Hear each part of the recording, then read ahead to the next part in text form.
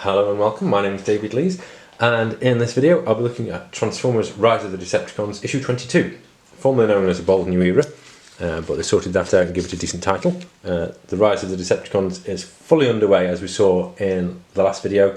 There's now pretty much open warfare, or certainly a lot of it heading that way, between the Autobots and the Decepticons. We saw the start of an extended battle between a cluster of Autobots and some pretty battle-hardened Decepticons. The Autobots trying to take them in, the Decepticons fighting for their lives, and that's kind of where we left it. Springer, Smokescreen, Nova Star and others fighting against the Decepticons, and then the Titan called Leviathan comes out of the ground having fallen down a crevice, claws himself out and says enough. A lot of characters this time. It does feature Bumblebee and Stakeout quite heavily. We'll come to them in due course. But Rumble, Frenzy, Quake, Springer, Smokescreen, not just standing around and talking, although we'll get plenty of that as usual because this is still the Transformers comic that we've all grown to know about. Bumblebee starts off thinking all philosophically, I was a spark, rising from the core of Cybertron, I was a spark. He's going around in circles since it was his own fault that he lost Rubble, and he blames himself for it, as he should. And Stakeout says, Bumblebee, are you okay? I don't think he is, and I think that's all going to play out very soon. Meanwhile, on the interesting side of the planet, Sixshot's calling orders, trying to get Quake free. Remember last time he was caught in a net. The Autobots were slowly starting to win. Sixshot fires off some homing missiles, or homing projectiles, whatever they are. They're like coconuts, but we'll skip that. And the Autobots managed to defend themselves. Although I'm not quite sure how we've got a colour change from red to blue going on. It's the light. Of course it is. Silly me. Possibly. But there you go. The Autobots defend themselves. The explosion goes everywhere. Sixshot transforms again. Look, actually in comic transformation, transforms into another his mode. It's really greatly improved comic compared to the first 15 or so issues.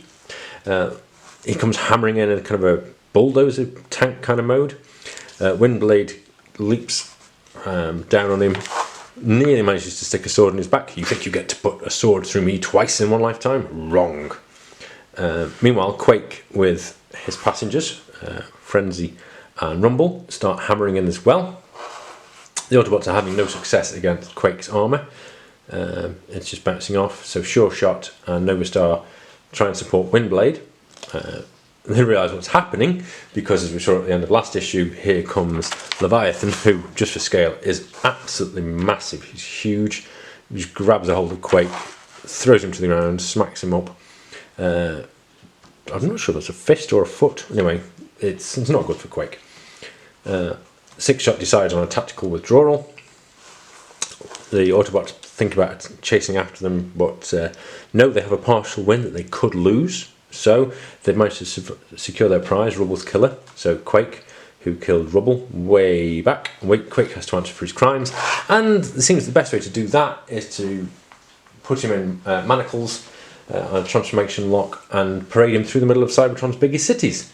I'm sure that's going to end well. Vox Pop and the news and all that, stirring up dissent. I'll move straight on. Here we are, and Orion Pax says, first Senator. Bringing Quake in publicly direct to the Senate is precisely what we need. This is the turning point. A known member of Megatron's ridiculous guard, the one of the Rise, a murderer. Let everyone see that Decepticons and Rise are the same. That's not going to work well. And so Orion Pax says, Starscream, has the intelligence service nothing to contribute to this? And Starscream says, nope. Which is of no use to Orion, as we'll see. And of course, we need bodies to bar the flood if it boils over. So we'll skip ahead, but here we are. Bumblebee with Stakeout climbing up to a high point in the city so they can see the parade of Quake as he goes through to the Senate. You can see it's virtually inevitable.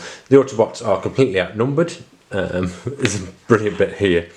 There's Pipes and Roulette. I had Pipes as a toy, so it was nice to see him looking like the toy.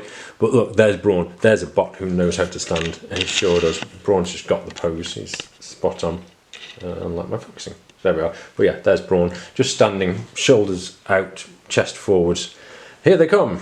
And sure enough, there we go. Quake being paraded through the middle of the city. Beachcomber and Blades are on their way in flatline. They'll need attention too, so they're going to look after the ones that got injured last time. Hoist and Ratchet will provide support as you'd expect, so they'll be getting fixed up in no time. Here comes Quake suddenly. There's suddenly, that's a bit too obvious, but there is a lot of protest and shout. You could see Skytread. Quake must not enter captivity. Spread the word to our supporters, Skytread. So you know the Decepticons want to get him out, but here they come. They have trying to attack him. Sorry, not attack him, try and rescue him, I should say. Quake's running. He gets out. They're losing him. This is Bumblebee. He's manacled Bumblebee. He can't shift mode. He's not going anywhere fast. And Sticker says, "All security. Quake's mobile." Smokescreen trying to help. I do like Smokescreen in this comic series. He's a very well written character. I like the action part of him. He's always involved in a positive and useful way.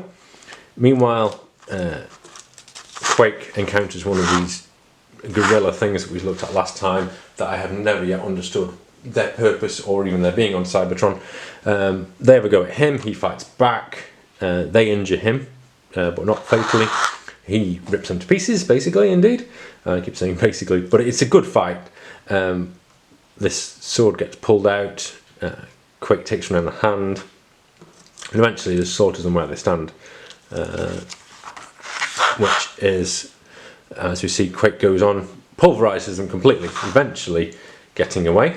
Just in time for Bumblebee. Security, anyone. Quake's not manacled, he can shift mode. He's going to get away. And you get this ninja type move from Bumblebee where he sticks the sword through the back of Quake's head. Slunk. Ugh. And that's that. Right through to his spark. Bumblebee, what did you do? He was going to get away. Well, I guess this has been brewing for a while, but there we are. You're not security anymore, Bumblebee. You're not security. You're under arrest. I know. Be calm, Bumblebee. You're done. You're done. Smokescreen with some more useful contribution. Good to see him actually feature. No, not done. Barricade's still out there somewhere to be continued. So, a good issue, I should say. Again, they bring Quake in. There's the protest. Misjudgment by the Autobots. Quake gets him to come up and some Bumblebee's in trouble. So, that's good. As long as they get Bumblebee out of the way and don't feature him in the comic anymore, that would be awesome with me. I don't think it's going to happen that way. But here's some cover galleries, I should say. Prowl leading Quake through the city. Looks like he's up on a hot air balloon, like something out of the original Batman film. Anyway, and then these two gorilla creatures that I can't even remember what they're called, taking on Quake and losing.